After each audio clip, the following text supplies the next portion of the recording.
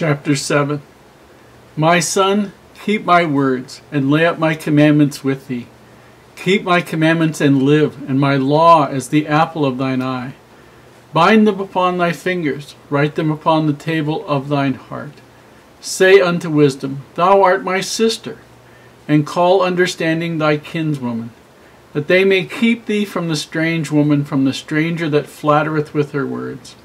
For at the window of my house I looked through my casement, and beheld among the simple ones.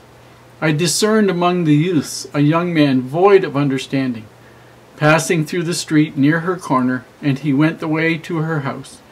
In the twilight, in the evening, in the black and dark night, and behold, there met him a woman with the attire of an harlot and subtle of heart. She is loud and stubborn, her feet abide not in her house. Now is she without, now in the streets, and lieth in wait at every corner. So she caught him, and kissed him, and with an impudent face said unto him, I have peace offerings with thee. This day have I paid my vows. Therefore came I forth to meet thee, diligently to seek thy face. And I have found thee. I have decked my beds with covering of tapestry, with carved works, with fine linen of Egypt. I have perfumed my bed with myrrh, aloes, and cinnamon. Come, let us take our fill of love until the morning. Let us solace ourselves with loves. For the good man is not at home. He is gone on a long journey. He hath taken a bag of money with him, and will come home at the day appointed. With her much fair speech she caused him to yield, with the flattering of her lips she forced him. He goeth after her straightway, as an ox goeth to the slaughter, or as a fool to the correction of the stocks, till a dart strike through his liver, as a bird hateth to the snare, and knoweth not that it is for his life. Hearken unto me now, therefore, O ye children, and attend to the words of my mouth. Let not thine heart decline to her ways. Go not astray in her paths.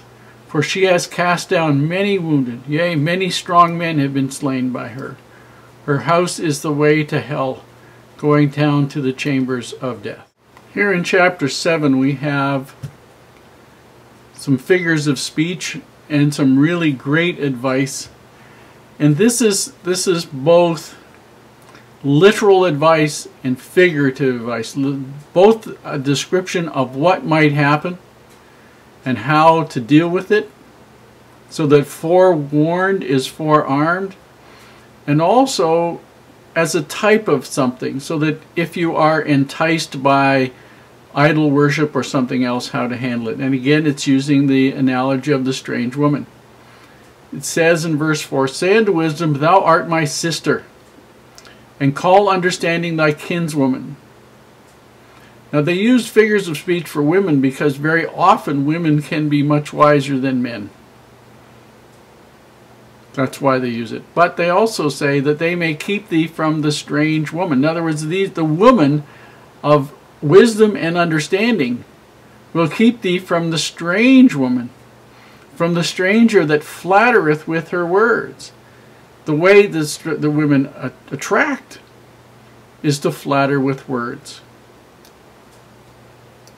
And then he says a little story. For at the window of my house I looked down my casement, and beheld among the simple ones. The word simple ones means youth.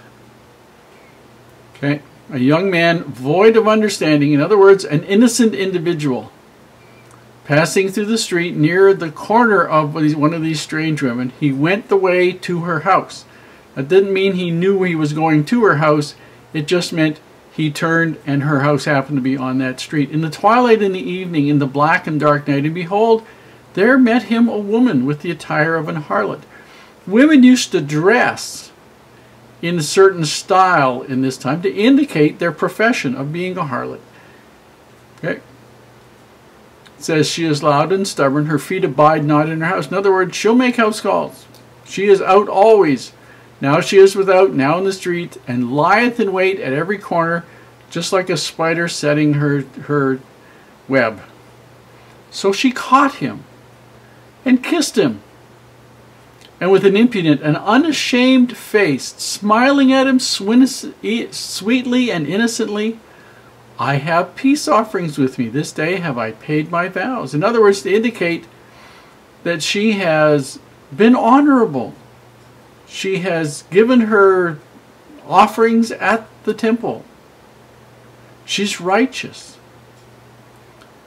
And then she says, therefore came I forth to meet thee, diligently to seek thy face, and I have found you. I was looking for you.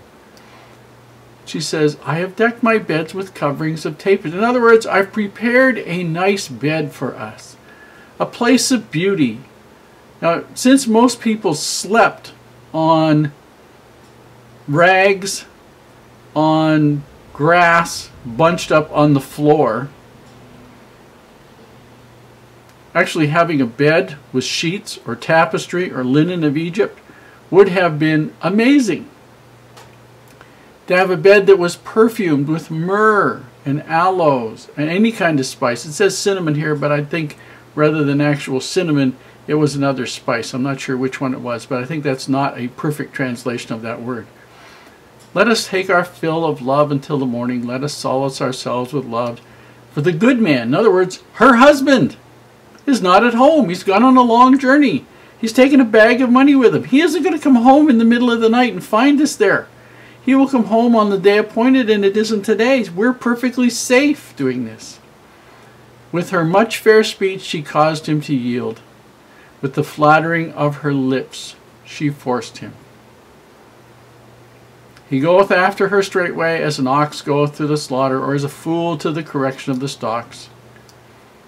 Till a dart meant short spear, strike through his liver, as a bird hateth to the snare, and knoweth not that it is for his life. In other words, this young man has no idea that this woman is leading him to hell, literally.